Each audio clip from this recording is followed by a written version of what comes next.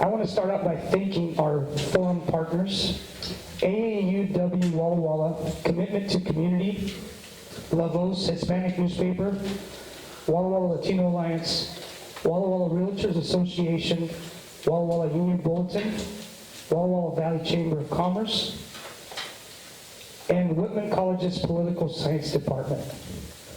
Let's get started. The reason why we're here. I would like to introduce Peter Swant and Kip Kelly. Let's give them a round of applause.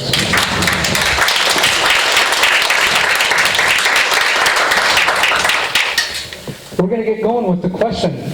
Our first question has two parts to it. It's fairly long, so please bear with me. Opening question for you, Mr. Peter Swant.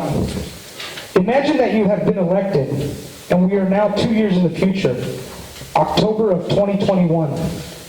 What will have been your major accomplishments as Port Commissioner? Since it's easy to state a goal, but not as easy to work through the process that can get in the way of achieving those goals, also tell us how you will have worked with your fellow Port Commissioners, Port staff, and Port Network to support these aspirations.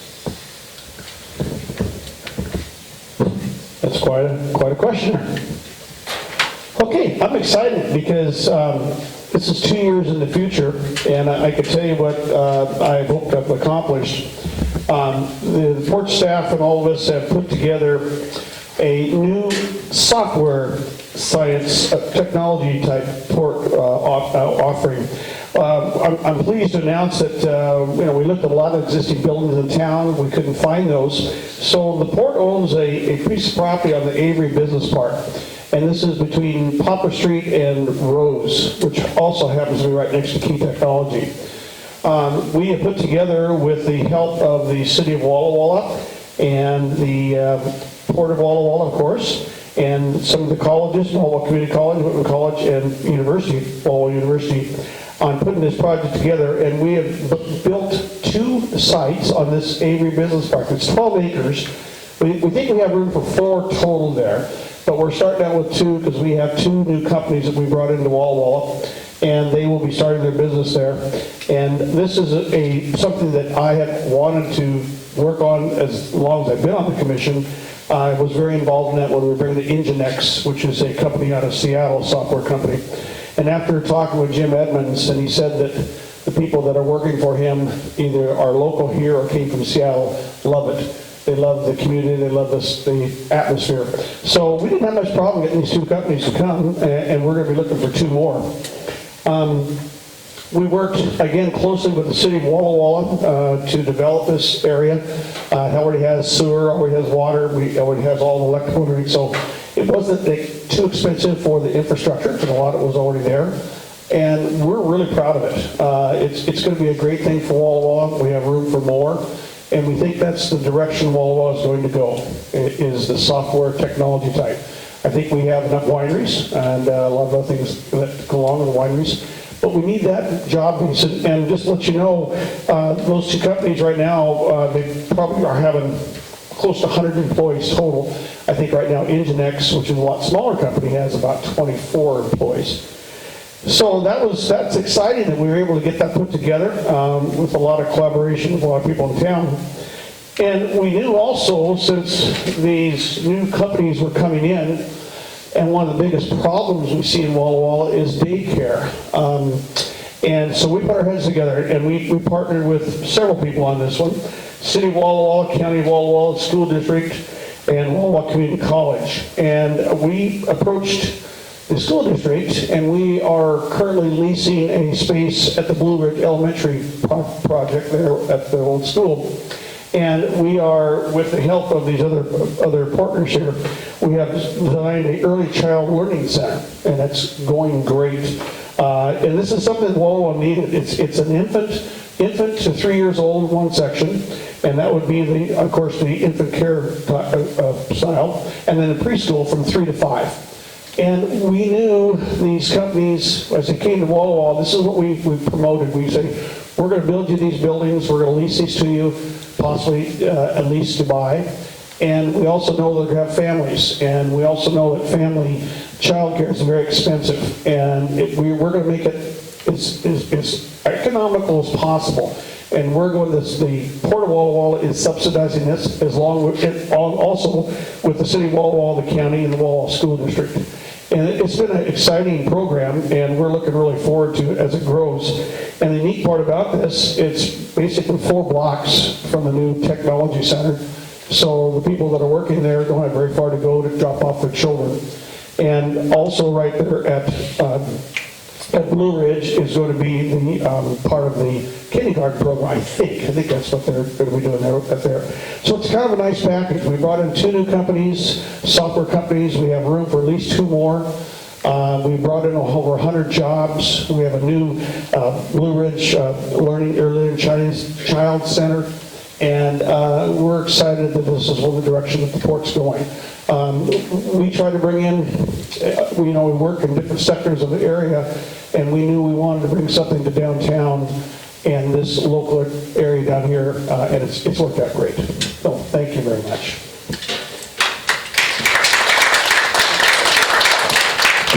Thank you, Peter. Kip, before I move on to you, I'd like to remind the audience, we do have a timer.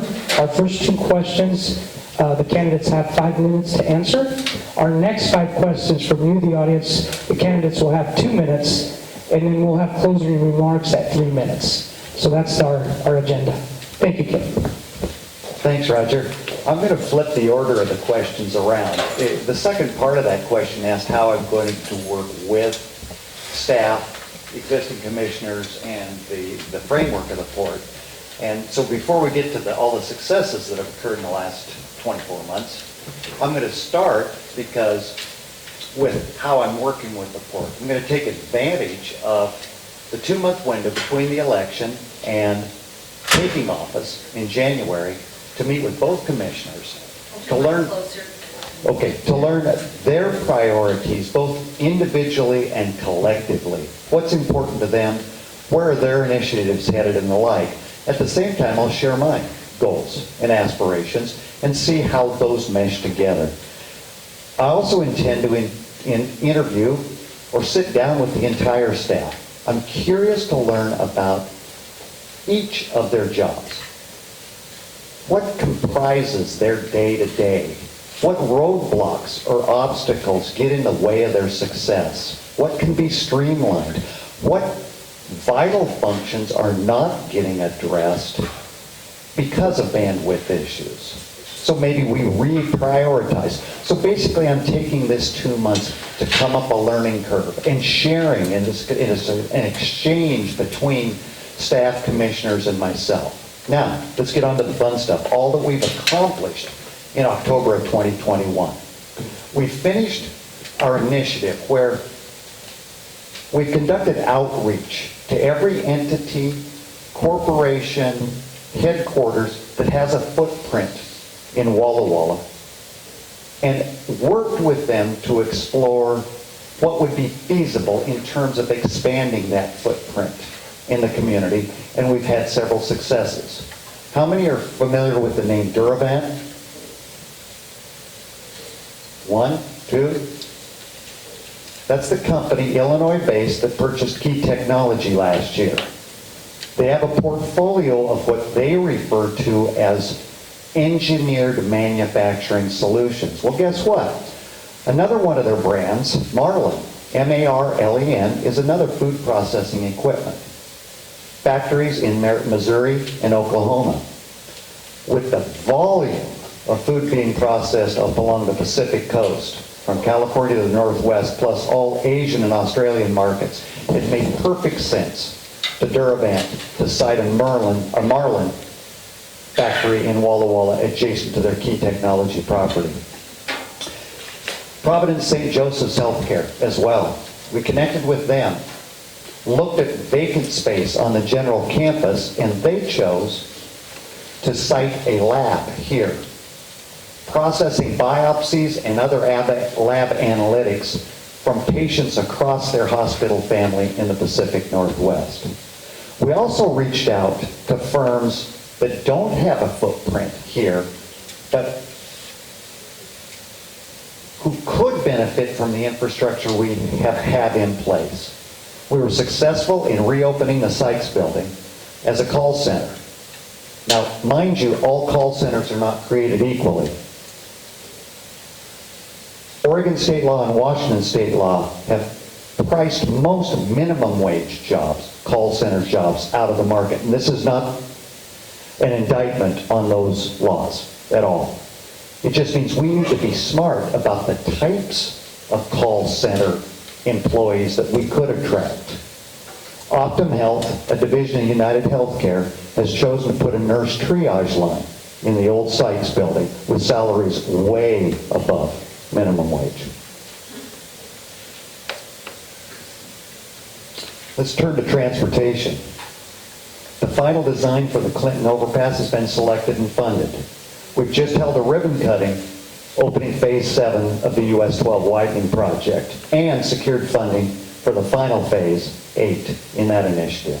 Turning to the airline, Alaska Airlines, through the auspices of the Air Travel Coalition, we've engaged the airline and successfully convinced them to make this the low-cost market for the region. Here's the logic. If somebody from Walla Walla or Northeast Oregon uses the Pasco Airport, they might fly Alaska.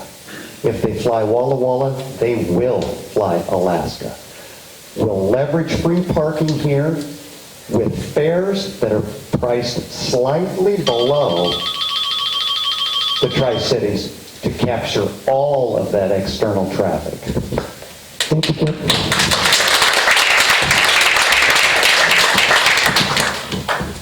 Back to you, Peter. Question number 2. The port's mission is to make strategic investments in real estate, facilities, capital improvements, transportation systems, and other public utility systems in support of business and economic vitality. Current elected commissioners have experience in commercial real estate appraisal, farming, and farming services. If elected, please explain how your formal education qualifications and other current professional experience would expand and enhance the current commissioner's knowledge base and ability to make public decisions on behalf of the citizens of Walla Walla County.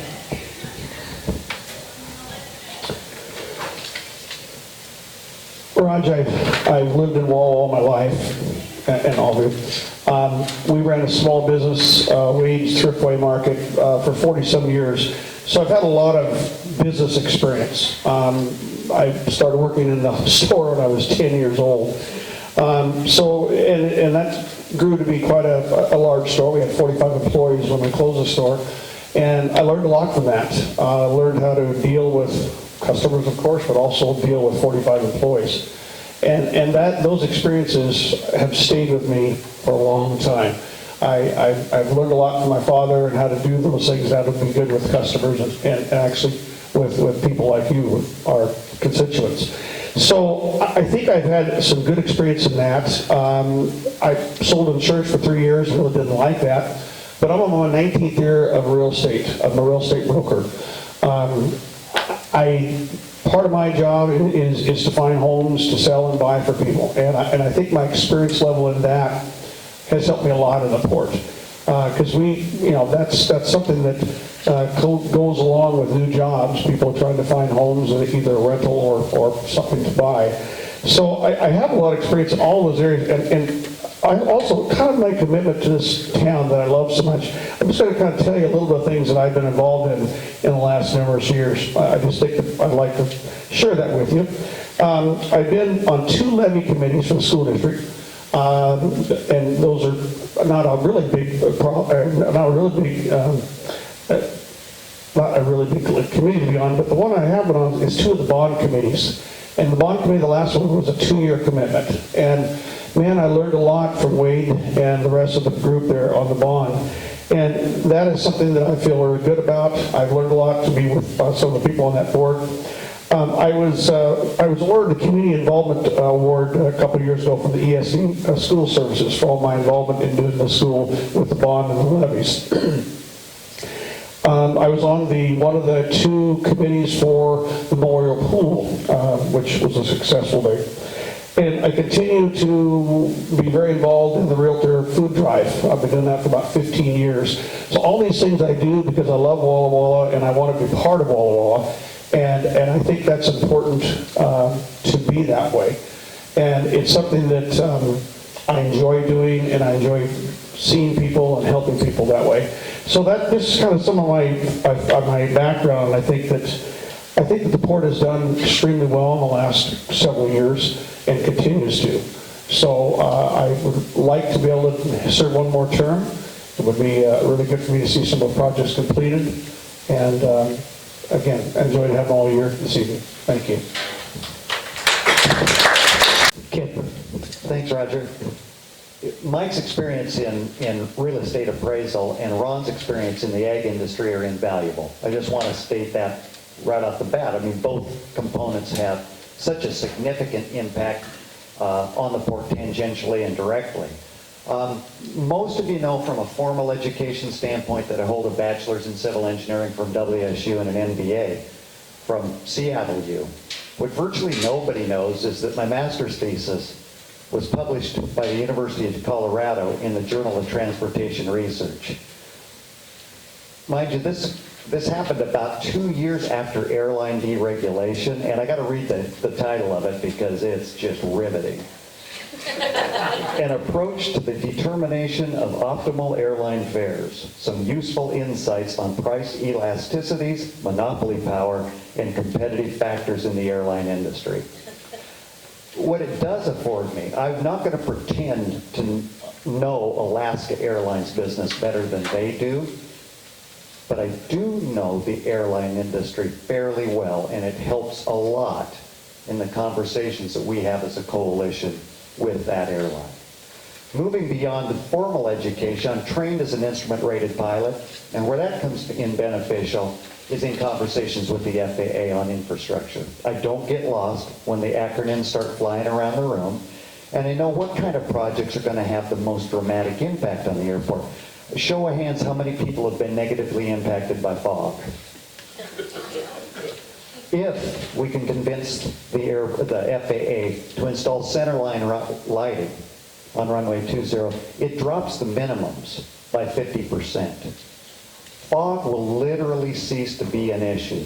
I understand that. Not sure if we're going to get that done, but I kind of know what to ask for. Let's put it that way. Experience, virtually nobody knows. Coming out of Washington State, I designed electrical distribution systems for Puget Power for 6 years. That's before the MBA and the lifelong career with Coffee Communications. In that career, I was spent wholly within the healthcare industry, 2 sectors, hospital and health insurance. By necessity, I learned a great deal about the business side of both of those sectors. What I represented as well was a communications company, experts in connecting businesses to their clientele. I understand the impact negatively and positively of well-designed platforms, both in print and digitally. You know how a poor website can drive traffic away and how a great website can encourage engagement. I spent a lifetime in business-to-business sales. Richard was with me during some of those go-go times. Jeffrey was with me during some of the best times ever. And we did what people thought you couldn't do. Our client family included Kaiser Permanente, United Healthcare, Aetna, Cigna, HealthNet. Name it. Give me a health insurance firm. They have worked with or do work with Coffee Communications. Those oftentimes were 7-figure deals. And I was in charge of shepherding those from the beginning to the end. So hopefully this encapsulates the variety of my educational attributes, my experiences, and my abilities, because I think I can bring them all to bear on a positive port experience.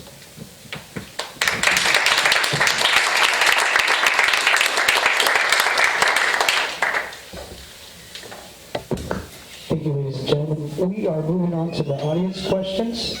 And we have questions, two questions, one for each of you, and then the rest will be audience, or for both of you, I'm sorry. So we're going to start with you, Kip.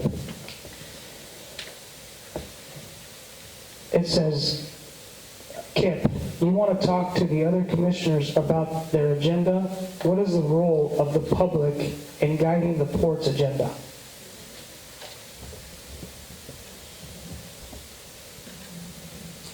Well, I think as a public agency, we work on behalf of all the residents of the county.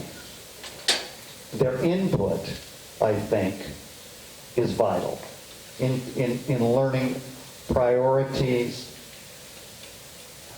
fears, they're both pro and con, both sides of the equation. Ultimately, though, I believe the decisions ultimately will rest with us. And I don't know how many attended the dedication of the Jeanette Hayner Park on the fringes of Wahai. Her son Jim spoke about her and her transition into the public arena and how she navigated the arena before women really navigated that arena. One was absolutely stunning to me. It was the siting of Wahai was extremely contentious. In fact, I believe he said 3 or 4 lawsuits were filed. Those that wanted to keep it downtown where the YMCA is today versus those that wanted to move it out to the outskirts. She was of the latter camp. She injected herself as a write-in candidate, I believe, for the school board, successfully became the chair of the school board. And Jim said at one point in this process, this is how courageous she was. She was presented with a petition with 5,000 names in opposition to the siting of Wahai at its current location. Her response was, I respect your position, but you're wrong. Now, can you imagine that kind of guts? Anyway, 10 seconds to say, I'll show that kind of guts too, but I'll be as thoughtful, I believe, as Jeanette was.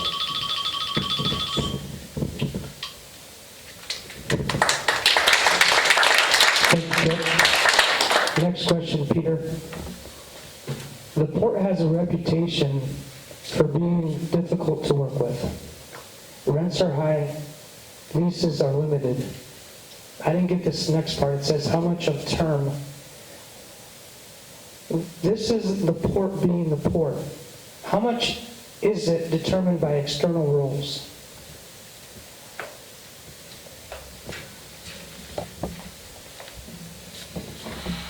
Well, I can tell you that, and I don't know who asked that question, but it doesn't make a difference, but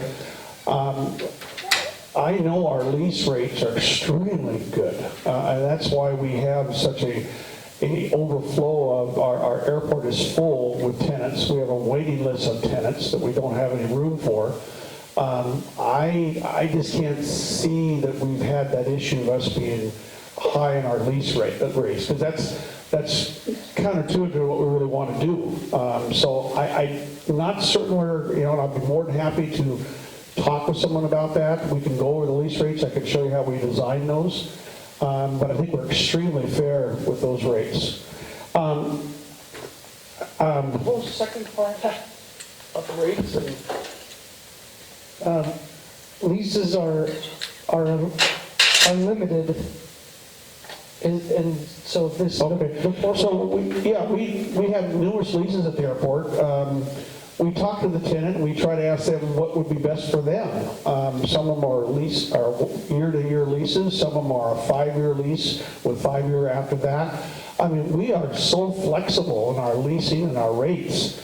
I would love to have anybody come up to the port office and sit down and talk with Paul Girola, probably the person to talk with, and we go over all those lease rates and also, the cost.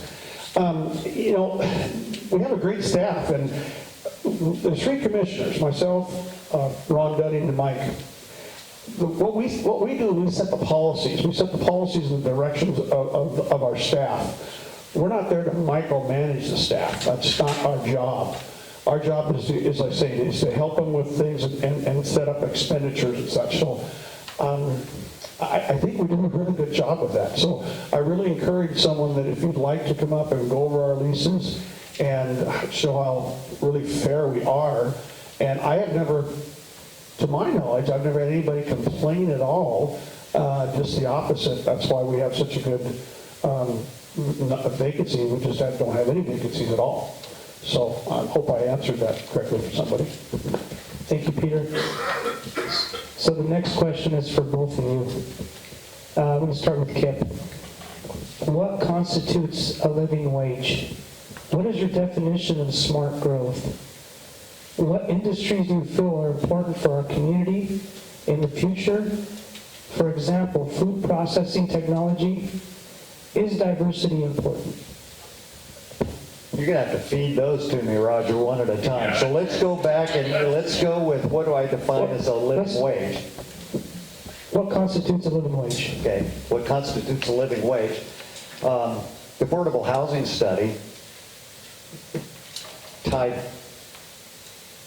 the affordability of the median home in Walla Walla to a household income of $55,000.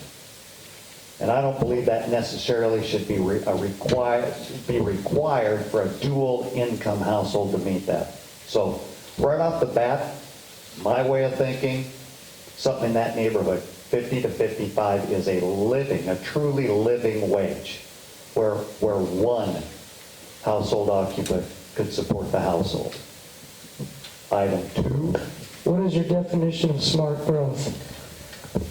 More than we got now, but nothing close to what the Tri-Cities undergoes. Current 0.7% doesn't cut it. I'd be curious, a show of hands, how many people have had to leave Walla Walla for a service or a product? There's medical, you can't buy a Ford. How many have had to leave this town? Everybody, I heard. That's an example to me of too small a rate of growth. 0.7%, I would go for 1.5, double that, Roger. I think that's sort of 1,000 people a year instead of 450 people a year. That's my target. So you answered the question, the next question. Good for me. Almost fully. What industries do you feel are important for our community in the future? For example, food processing technology. Is diversity important? Diversity is absolutely important. I'm going to go there first before we talk about which industries. I'm assuming diversity in population or diversity in economics. Is that what we're talking about? Roger, do you think they meant diversity of industries? That one. So forget all the demographic diversity. I was going down that path. Anyway, diversity is key. And at the earlier forum, I mentioned that I think this community is a bit complacent on economic development because it's underpinned so nicely by institutions that have been here forever. But I mentioned to people, they'll always be here, right? Well, 3 years ago, we would have included Walla Walla General as one of the institutions that'll always be here. So it's time to shake off the complacency. Peter's right on tech. I think this valley is more oriented, the immediate valley, to white-collar jobs, where we can leverage the 3 institutions of higher learning and other amenities. Blue-collar jobs, probably focused on the western half of the county, still available, for Walla Walla community residents to access. That'd be my thing. White-collar work here. Thank you, Kip. Peter, you're up to bat.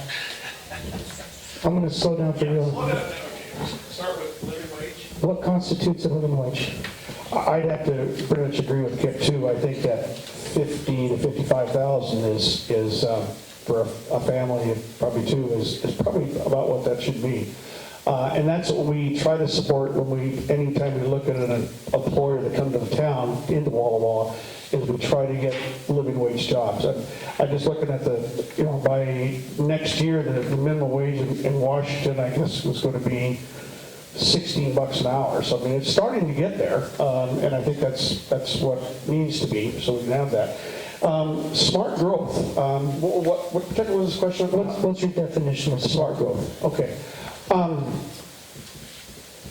I think smart growth is when we as commissioners and city and county work with the citizens to find out where they think the best area to be. Like we need more housing. We just do. And I think smart growth is I don't think smart growth was in the Table Rock as an example, which sounds like we're not going to have that now. To me, that was not smart growth because it just wasn't going to work for that area. Smart growth is something that we could look at in some of the wheat fields and some of the agriculture areas that we might be able to use for housing. And I think that's a real important thing that we should be looking at. What industries do you feel are important for our community in the future? For example, food processing, technology. Is diversity important?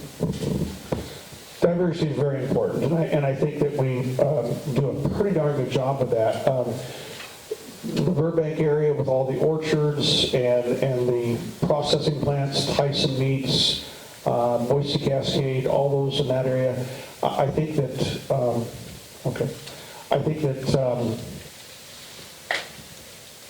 what was that part of that again? The last part of that? You mentioned diversity, but they're giving examples, food processing and technology. Okay. And I think that's what we're looking at is food processing right now. We are courting a huge company out at Burbank, another processing company. If that were to go through, could be up to 400 new jobs. So we're working with the process style of company right there. The port is trying to be diversified in getting, like I said, the technology that we're trying to do with the agriculture that we're involved in, and we're just going to continue with that. Thank you. Okay, so our next question, I'm going back to you, Peter. Is using port land for affordable housing a possibility?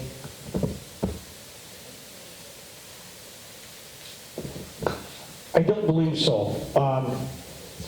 I think that would not work out with what the port is designed to produce jobs, and to produce jobs we need to have places to put businesses and companies, and to use our land for that I don't think would be wise. I just don't. I think that our land is designed for our commitment to bring in businesses, and we need that land so we can have places for the business to go to.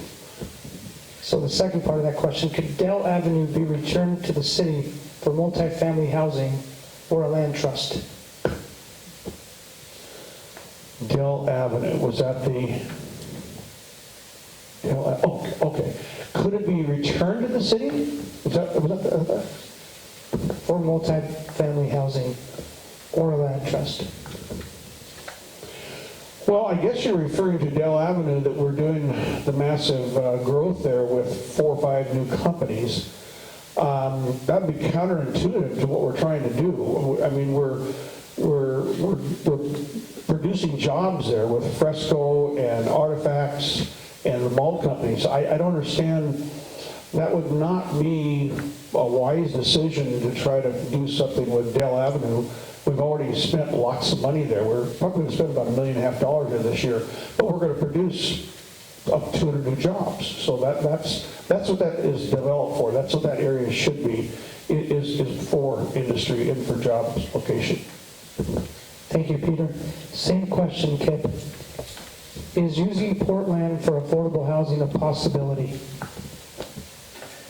It's a possibility, but I think it runs counter, just like Peter said, to the port's primary mission, which is the retention and the attraction of jobs. So what can happen outside of port real estate is happening in Burbank. The port punched sewer line from Pasco under the river to open up the Burbank Business Park, to also feed the school, right, Peter? Correct. And a water system has been built as well that is accessible to developers outside of the port real estate. So there's an example of port infrastructure, not property, helping in housing. And I heard a lot of this when I was doorbelling in Burbank, because there's a 330-unit mobile home park that's proposed. Many residents are against it. And the only way it flies is if it taps into the port's sewer and water infrastructure. So a lot of people on their front porch said, stop it. You can do it. Deny them water and sewer. Talked to Pat Ray, he said, we can't. That was the whole premise, was that it opens up the community. It's not our call whether that mobile home park goes through or not. But I guess not on port property, but if port infrastructure can aid in housing applications, all the better. So the second part of the question, I know we're running out of time. Could Dale Avenue be returned, which you pretty much answered it, but back to the city for multifamily housing or a land trust? You know, and I think Peter's focused on the chunk of ground that's under development. That's absolutely not. But there's other Dell property that's outside the building where the homes were raised, Peter, you know what I mean? I think that's what they're getting at, is that there's some dirt there outside the building that's port property now that could be turned back. Boy, I'd have to think long and hard. You know how housing builds up around airports, and pretty soon everybody's griping about the airport noise? Something just is telling me, with trucks coming and going all the time and banging and clanging and slamming, if we put housing units next door to that, guess whose phones are gonna be burning up? You know, so I'd have to think long and hard about that. Plus, with the build out of that building, that dirt next to it is increasing in value as additional commercial industrial use. So I guess you guys can kind of see I'm drifting towards no. Thank you, Kip. Okay, next question's for you, Peter. What role does the port have in early childhood education? How would you ensure that early childhood education be offered for all children? I think I alluded to that a little bit earlier, but my goal would be to work with the school district, the city of Walla Walla, the county of Walla Walla, and to make this child development a very affordable. And I think as those entities, I think we need to put money into that. I think that with Walla Walla Community College, they have a childhood learning center that they're teaching people. We would want to bring those students to work there at the child center. I think it's extremely important that we have that, and I think that the port should be involved in that. I don't know if the other commissioners will really agree with me, but I think it's time that we address that problem in Walla Walla. It is a problem. I can't tell you that people that I've talked to that say, well, I'd like to go back to work, but I can't afford the child care, so I don't go back to work. I have to stay home with my child. And I know that that's a lot for a lot of people have said that to me. So I truly think that the port should be involved in that, and I think it should be the catalyst of starting that process with the county, with the city, to make that work. And I think that's a great thing to draw in new businesses. That to me is a real plus when they know that we have already set up a learning child center, and for infants and for daycare. Thank you, Peter. Kip, same question? I believe wholeheartedly it's in the port's best interest to solve child care issue. I would propose, though, that the private sector has to have skin in the game as well, a public-private coalition, if you will. And I wouldn't just keep the public entities' involvement at the local level. I bring it in the state level. I researched Home Depot's corporate offices child care center. It started with tax relief from the state of Georgia directed towards the initiative. So I would start at the state of Washington level and see what types of funding and or assistance can happen at that level. Then yes, rope in local governmental agencies, but major employers need to have skin in this game as well, I believe. The school district, the health system, people that employ a great deal need to pony up to this solution as well. And where I think I would go for a ton of advice is a firm called Bright Horizons. They operate 850 corporate-based child care centers today. They ought to know better than anybody which models have worked the best around the country. Let's lean on them for their expertise, and if they're a great partner, let's bring them in to manage the 851st in their portfolio. Peter, back to you. Please describe your philosophy on how the port should balance short-term economic goals with long-term challenges, specifically addressing climate change.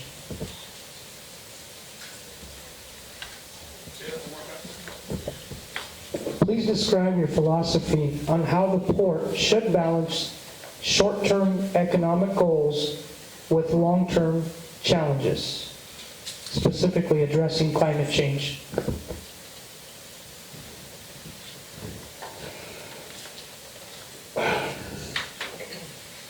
I think climate change is a very much a problem we have, and I think there's a certain segment of people out there that probably don't think that's it, but I truly do. And I think as a port, we need to do whatever we can to make sure that we try to help with the climate change problem. And I would never be for an industry that wanted to come into the area that would have a detriment to the climate change. I hope I've answered this correctly, but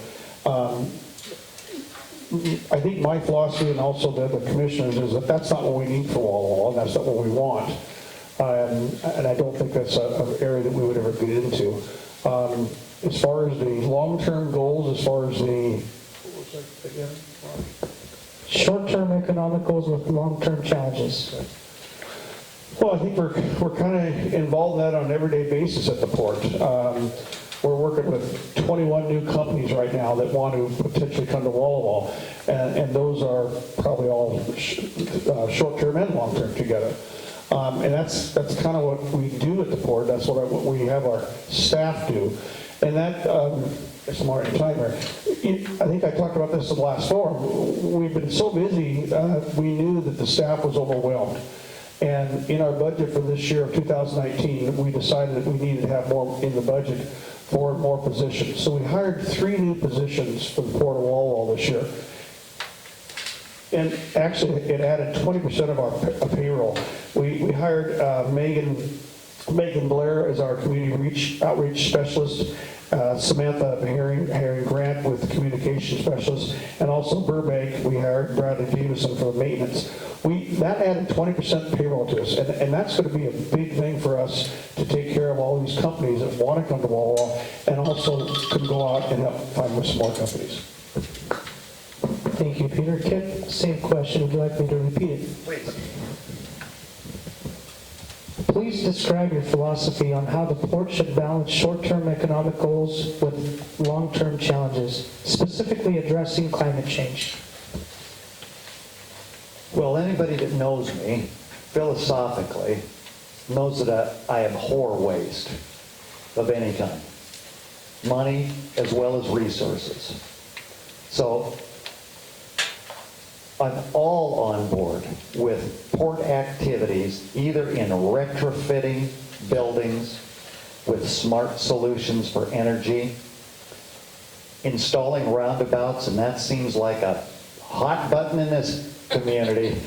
But frankly, what's never addressed in roundabouts, I've heard on the pros that the insurance companies love them because the collisions are tangential. They're not T-bones. But what's never brought into the equation is the energy savings.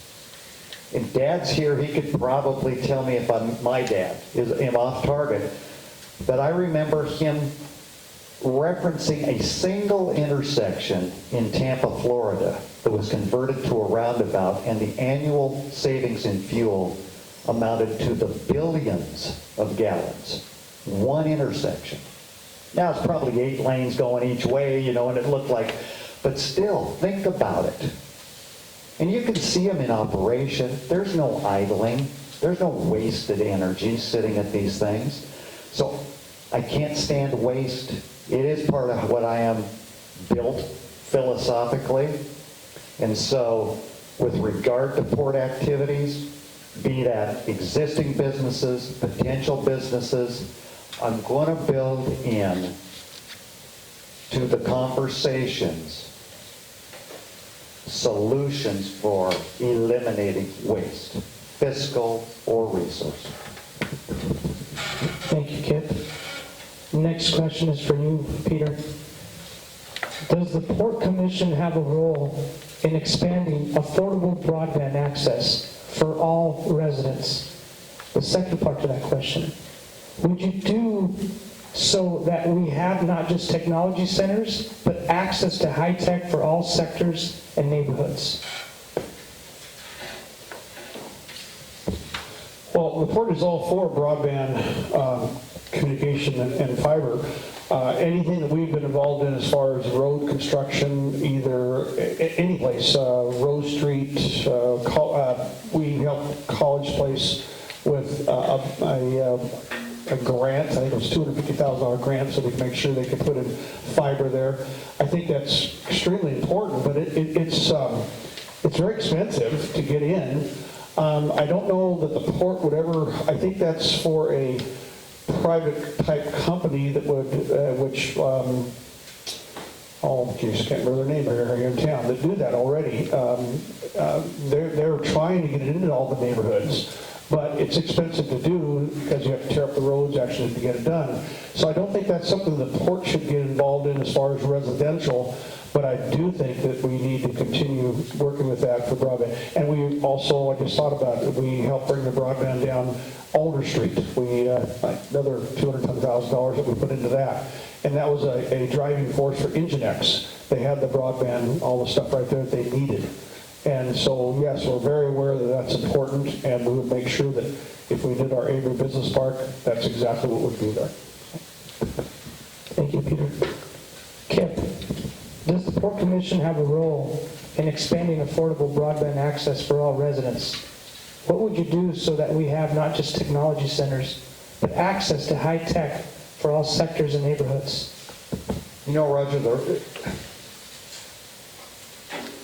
to give you a really coherent answer, I'd have to ask a lot of questions to a lot of people. I could stumble around out here and tell you I don't, you believe this or I believe that, but frankly, I don't know. And a lot of that would be tied to affordability. I think Peter's on track with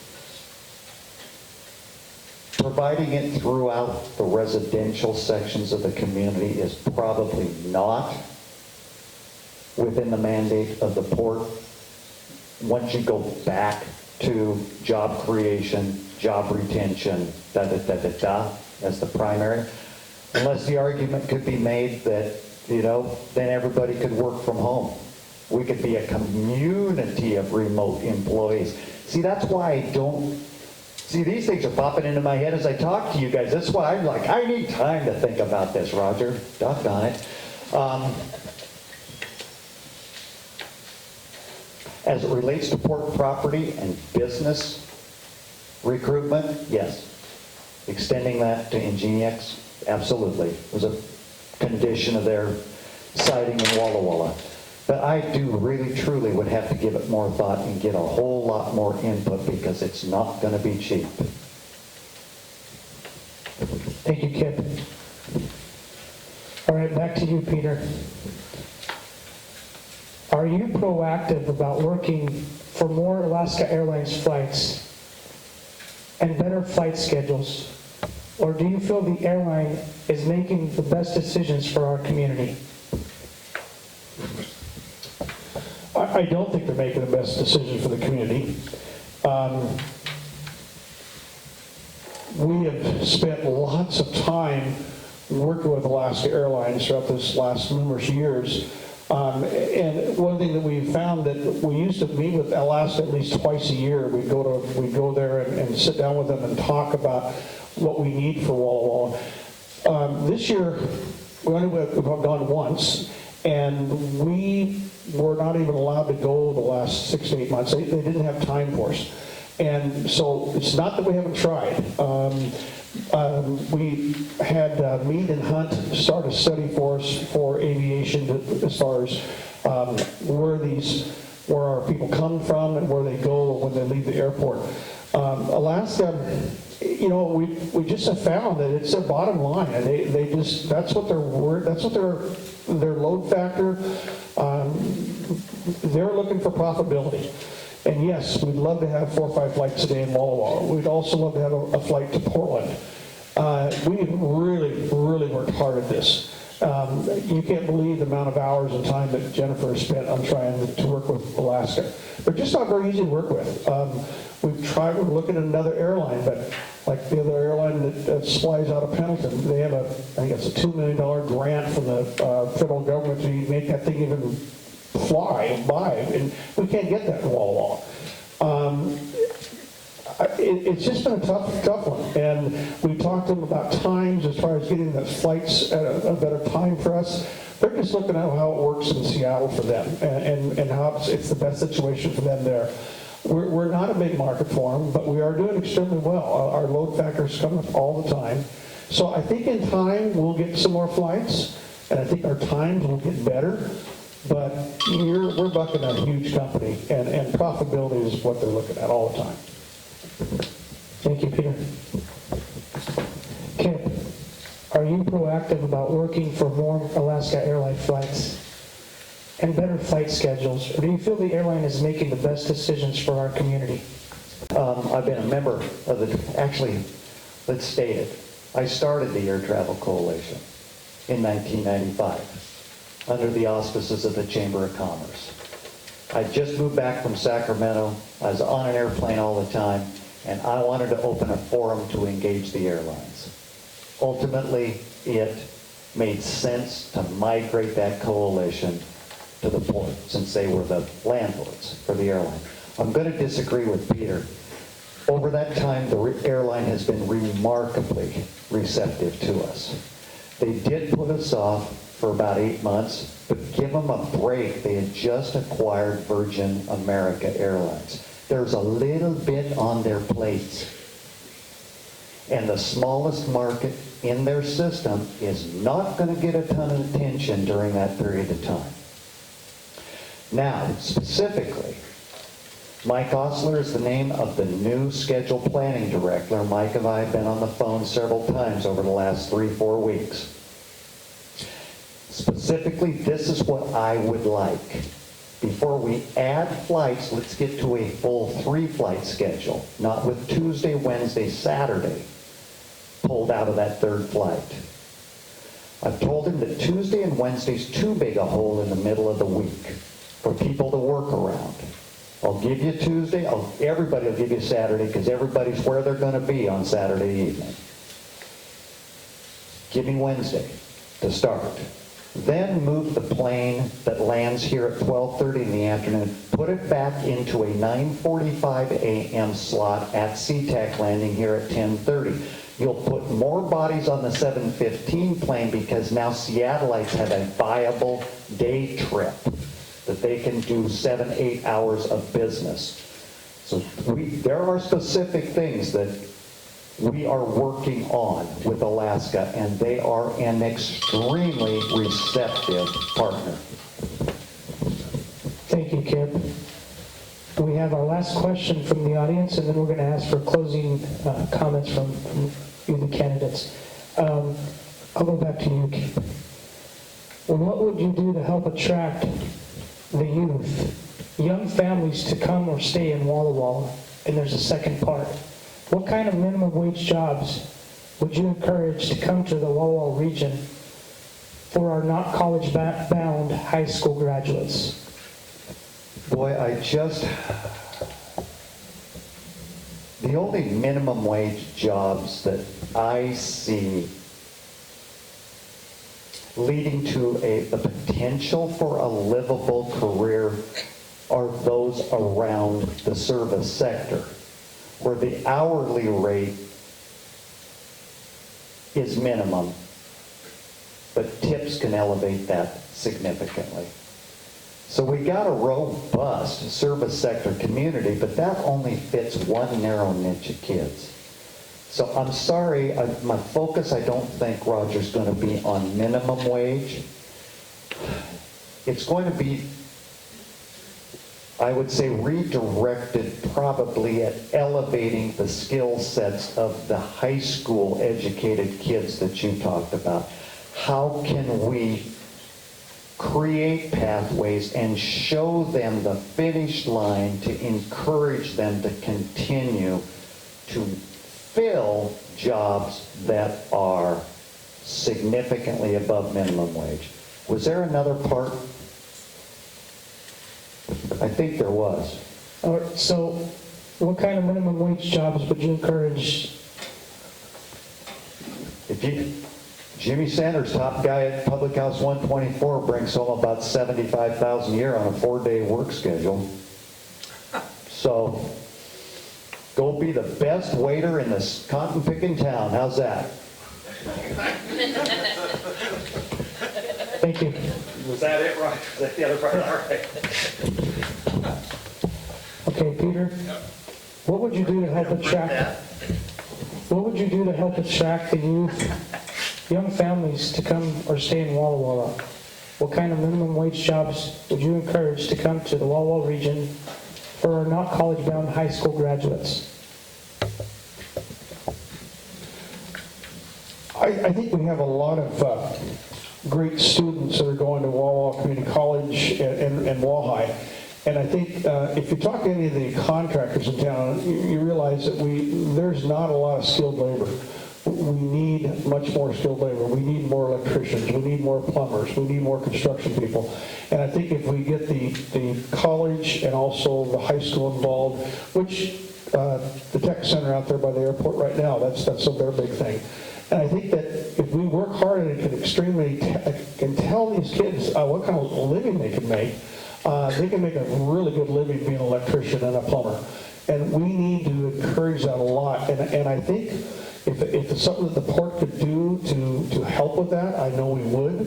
Because again, that would retain, because so many of the kids go to college or high school here and they leave because there's nothing for them. So I think the construction industry and the plumbing industry and the electrical like that is what we need to try to have them get their education here. And I think they'll stay here because Walla Walla needs that. I mean, need it terribly. There's a lot of contractors out there who just can't find help to do the jobs. So I think that we could be involved in that through the high school and the college. Thank you, Peter. All right, thank you. I'm going to ask for your closing remarks. I'm going to start with you, Kip. Both of you will get 3 minutes.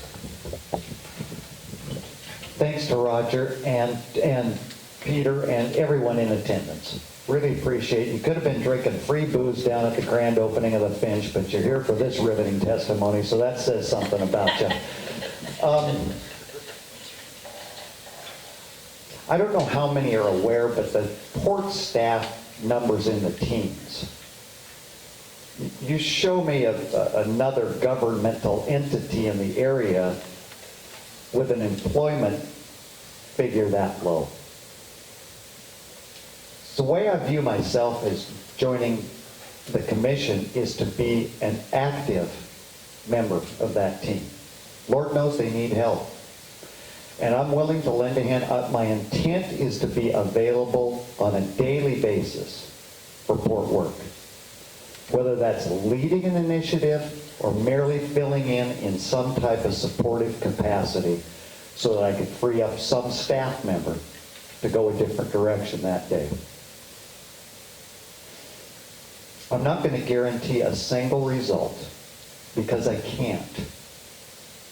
What I will guarantee is that I will work diligently, thoughtfully, and energetically on your behalf all the time.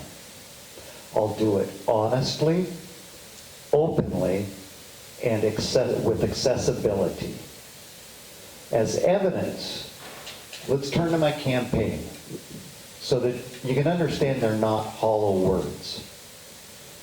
I've met with, to date, 2,200 residents on their front porch, pushing doorbells in the evenings and on the weekends, and have gained invaluable insight from those individuals. I've also met with every major employer, all institutions of higher learning, the school district, all governmental entities, and individuals throughout the community to broaden my knowledge base and fill in my knowledge gaps. So I'm working this hard outside the role. Envision how hard I'll work within the role. I would appreciate your vote.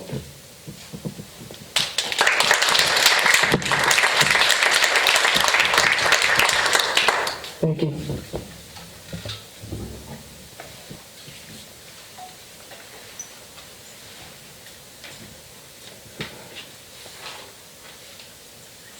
The Port of Walla Walla was formed, I think, in 1959, and it has a lot of things that it has accomplished. And I think that, and I appreciate Kip's willingness to spend all that time, and I think maybe that's something he would like to do. But again, in the commission, we're not like the county commissioners. We're totally different than the county commissioners. Our job is to set the policies and directions and approve the expenditures and such. But to give you an idea of how good we've been doing, if you look on the Walla Walla County largest employer list, and out of the top ones, I mean, like Tyson Meats is the second largest employer in the county. Walla Walla Penitentiary, wasn't for us, probably my pen wouldn't be where it is today. Department of Veteran Affairs, 329 jobs. If all of you remember 4 years, 5, maybe 6 years ago now, time flies, we didn't even know if we were going to have a VA hospital. And the port got involved with the senators and all the legislators, and not only do we have a VA hospital that's a great one, we have one that's put a lot of money into that. So, I think we're doing the right things. I look at this list and I see all these Nelson Irrigation, JR Simplot, Key Technology. There's just a lot of these companies that we have brought into this area and it's benefited all of us. So my job is to make sure that the port staff is working diligently to produce the jobs that we're asking for. And again, that's why as a commissioner we knew we needed to have more on the staff. And I think that I certainly can't say that I'm going to be there maybe every day of the week, because I don't think that's my job. I'm not going to micromanage the staff. That's what they're getting paid for, and they're doing a darn good job of it. So I think we've shown our experience has been there. It takes a long time to know what the port's all about. I bet it took me 2 years to really figure out all the things that the port does and involved in. So it's not something you easily can learn. I think my experience and my business experience and also the 6 years on the port makes me very qualified to continue with the Port of Walla Walla. I love Walla Walla and I love the citizens, and I will always do the best I can to serve the Walla Walla community. Thank you. Thanks for coming tonight, Walla. Thank you. Thank you, Peter and Kip.